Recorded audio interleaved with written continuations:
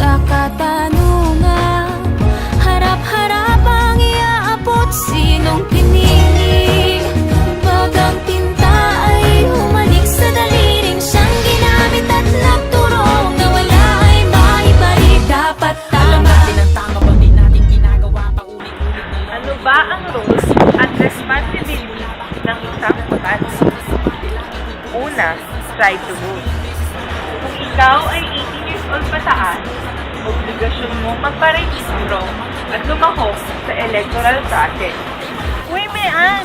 Malapit na pala yung halalan eh. Nagpa-register ka na ba? 18 ka na, di ba? Ikaw, 18 ka na. Sabay-sabay na tayo. Dali na, ito. Pala ko dyan kapag Ano ka ba? Lahat ng boto natin importante. Bakit naman? Malay mo, yung isang boto mo yun pa yung makapagpanalo tapos makapagpabago sa bansa natin. O diba? Pangalawa, not to sell your vote.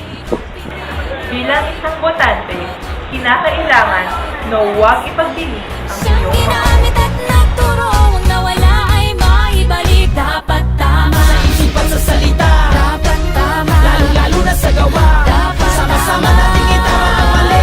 Ng ang bayan natin makabangon muli. Dapat tama. Sa isipan sa salita, Dapat tama. lalo na sa gawa. At ang pangatlo, iboto ang nararapat.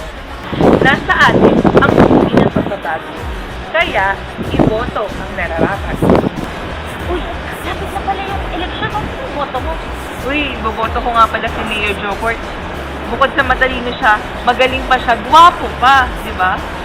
Teka, hindi naman yun yung basihan kung paano mo pipiliin yung politikong iboboto mo. Eh, paano ba? Alam mo, dapat ang pipiliin mo ay yung may napatunayan na at may pinapatunayan pa. Hindi yung dahil gwapo lang, dahil ganito, dahil ganyan. Dapat yung subok na kasi magsisilbihan na tayo ng mahabang panahon. Paano ba nagaganap ang electoral system sa ating bansa? Una, ang eleksyon ay ginaganap kada 6 na taon. Pangalawa, ang campaign period ay tumatagal ng 3 buwan, simula Pebrero hanggang ang gabi bago ang eleksyon. At ang pangatlo, ang pagbibilang ng boto ay nagaganap sa mga individual voting districts sa mga municipality, city, probinsya, at ang panghuli ay ang Kongreso. Ano ba ang mga posisyong binoboto tuwing national election? 1 person for president and 1 person for vice president. 12 seats for the Senate of the Philippines. All governors, vice governors, and 772 for provincial authorities or 81 provinces of the Philippines. All mayors and vice mayors of all cities and municipalities in the Philippines. All members of the city councils in the Philippines. Governor, vice governor, and all 24 seats in the regional assembly.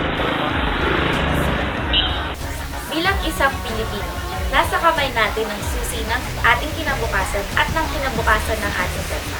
Kaya naman sa nararating na halalan, ating gawin ang ating responsibilidad at mga tungkulin bilang isang botante. Dapat tama.